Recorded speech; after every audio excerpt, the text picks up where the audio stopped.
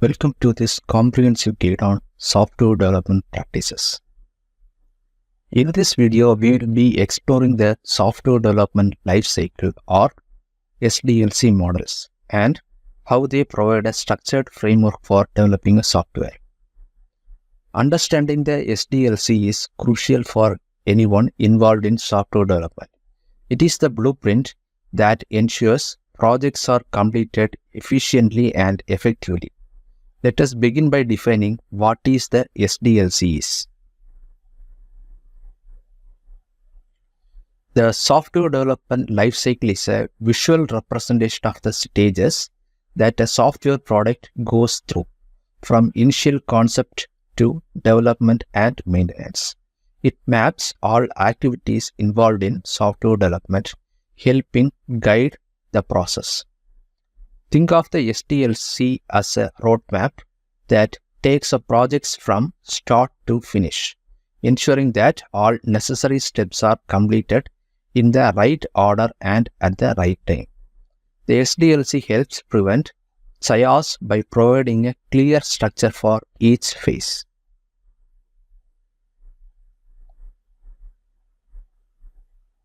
Without a model, the software development process can become disorganized.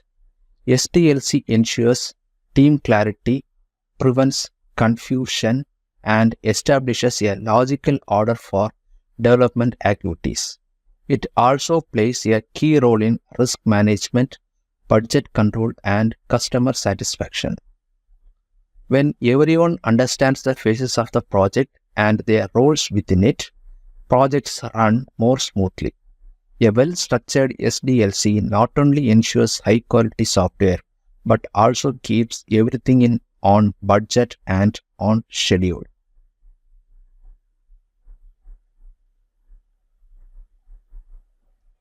The SDLC is divided into 7 distinct phases: planning, requirements gathering and analysis, design, development, testing, deployment, maintenance.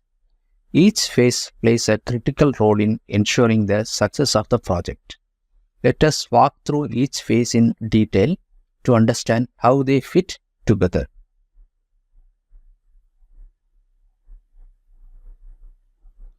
The first phase is planning. During this phase, the project scope, resources, and timeline are established. Key stakeholders are identified and a high-level project plan is created. This phase lays the foundation for the entire project. Proper planning helps identify potential risks, set realistic goals, and ensure that the project is feasible before moving forward.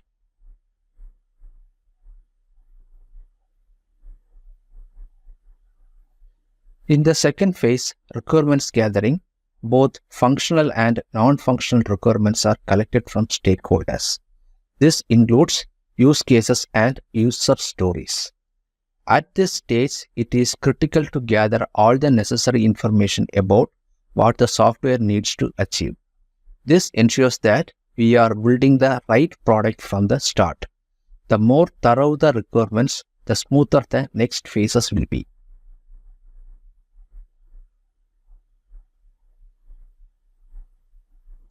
In design phase, the software's architecture is created, translating requirements into a blueprint.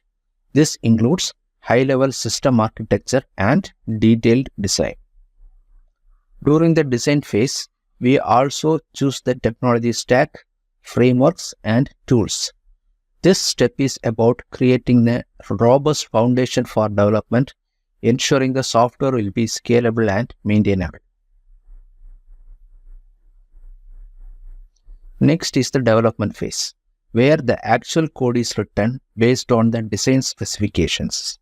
Unit test is performed to ensure individual components function correctly. This is where the software starts to take shape. Developers collaborate to build the system, and code management practices like version control help keep everything organized.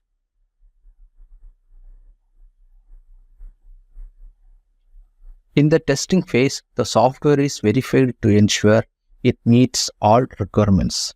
Testing includes functional, performance, security, and usability testing. Thorough testing is essential for delivering a high-quality product. Any bugs or issues discovered here must be addressed before moving to the next phase. This is where the software is validated against the requirements gathered in phase 2.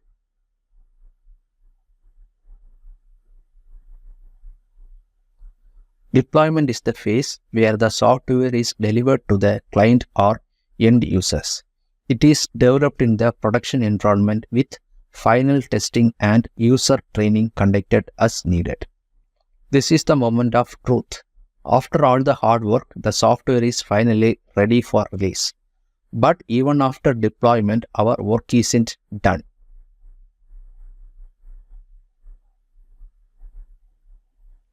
Maintenance ensures the software continues to operate smoothly after deployment. This includes bug fixes, patches, and updates. Software evolves over time as new requirements arise and technology changes. Continuous maintenance keeps the software relevant and functioning well.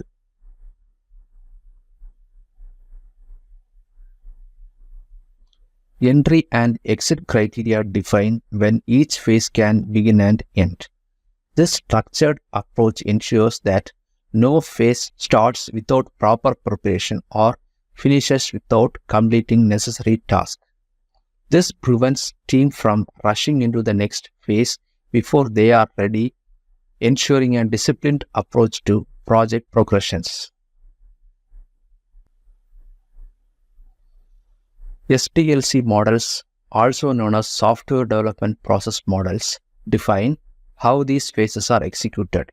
Each model offers a different approach to navigating the SDLC.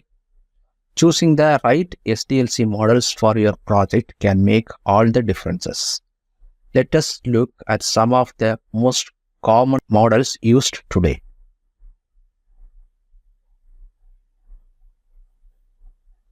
Common models include the waterfall model, iterative model, V model, agile model, spiral model, and Big Bang model. Each model has its own strength and weakness.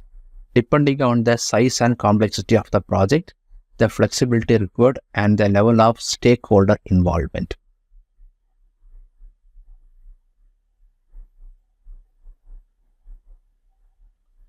The waterfall model is a sequential approach where each phase must be completed before the next begins. It is simple but lacks flexibility. Waterfall works best for small projects with well-defined requirements.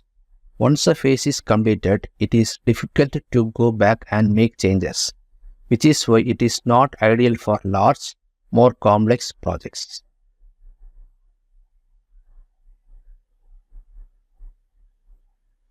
Iterative model allows for repeated cycles of development and improvement, providing more flexibility.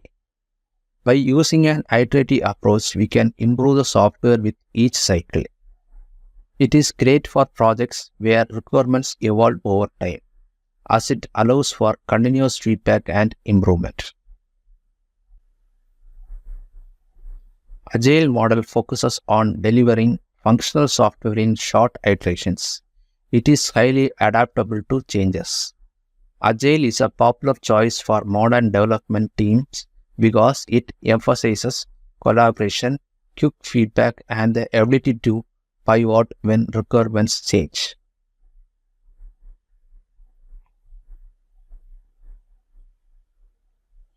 The B model emphasizes verification and validation, with the testing phase corresponding to each development stage.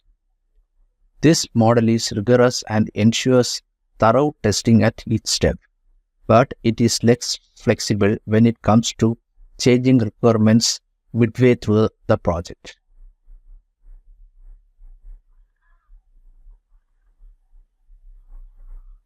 The spiral model combines iterative development with a focus on risk assessment, making it ideal for large, complex projects. With its emphasis on risk management, the spiral model is perfect for projects where uncertainty is high. It is especially useful for projects that need extensive planning and risk mitigation.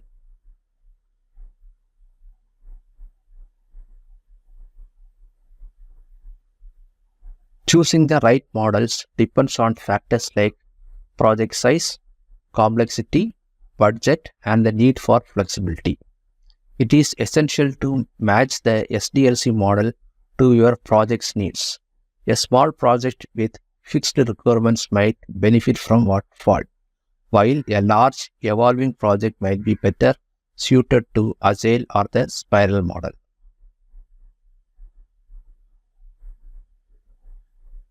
Using an SDLC ensures an organized process, helps manage risk, controls cost, and ensures high-quality software.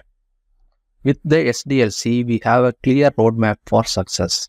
It keeps projects organized, helps us track progress, and ensures that risks are identified and managed effectively.